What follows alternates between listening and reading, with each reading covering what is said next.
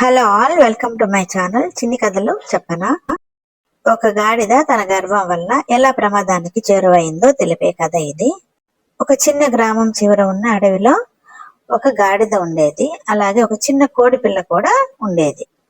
గాడిద అలాగే ఆ చిన్న కోడి పిల్ల కలిసిమెలిసి ఉండేవి ఆ అడవిలో. గాడిద తల బిరుసుగా ఎంతో గర్వంగా ఉండేది. అయితే కోడి పిల్ల వారించేది గర్వం పనికిరాదు అని. ఒకరోజు అడవిలోకి ఒక భయంకరమైన సింహం వచ్చింది.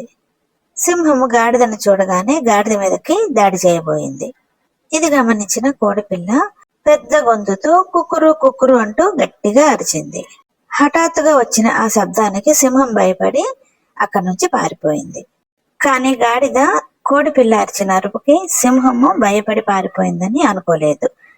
సింహము తనను చూసి భయపడి పారిపోయిందని అనుకుంది గాడిద. గాడిదకి ఎంతో గర్వం వచ్చింది. ఆహా, నేనెంత గొప్పవాడిని, సింహం కూడా నన్ను చూసి భయపడి పారిపోతుంది అని అనుకుంది గాడిద. సింహం పరిగెత్తడం చూసి కోడిపిల్ల గాడిద దగ్గరకు వచ్చి నిలబడింది.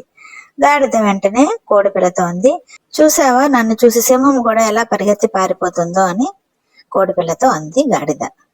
కోడిపిల్ల వెంటనే అంది, అది నిన్ను చూసి పారిపోవడం కాదు, నేను హఠాత్తుగా అరిచిన అరుపుకు భయపడి పారిపోయింది సింహము అని చెప్పింది కోడిపిల్ల. అయితే పొగరుతో ఉన్న గాడిద అది వినిపించుకోలేదు. సరే చూస్తావా సింహాన్ని ఎలా భయపడతాను అని పొగరుగా పలికింది గాడిద. కోడిపిల్ల నచ్చజెప్పబోయింది. అటువంటి ప్రయత్నాలు నువ్వు చేయకు అంటూ నచ్చజెప్పబోయింది. అయినా పొగరుతో ఉన్న గాడిద వినకుండా సింహం పరిగెత్తిన వైపే పరిగెత్తింది.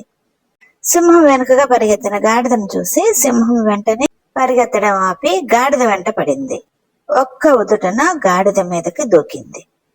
ఈ హఠాత్ పరిమాణానికి భయపడిన గాడిద ఎటు పరిగెత్తలేక అక్కడే కుప్పకూలిపోయింది.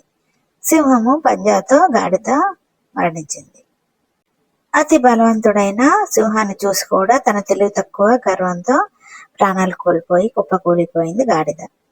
చిన్న కోడి పిల్ల ఎంతో బాధపడింది గాడిద గర్వానికి, తెలివి తక్కువ తనానికి. గర్వం మనల్ని ప్రమాదంలోనికి నెడుతుందని ఎంత హితబోధ చేసినా గాడిద వినందుకు ఎంతో బాధపడింది కోడిపిల్ల. ఇలాంటి మరిన్ని చిన్ని కథల కోసం do like, share and subscribe my channel చిన్ని కథలు చెప్పనా.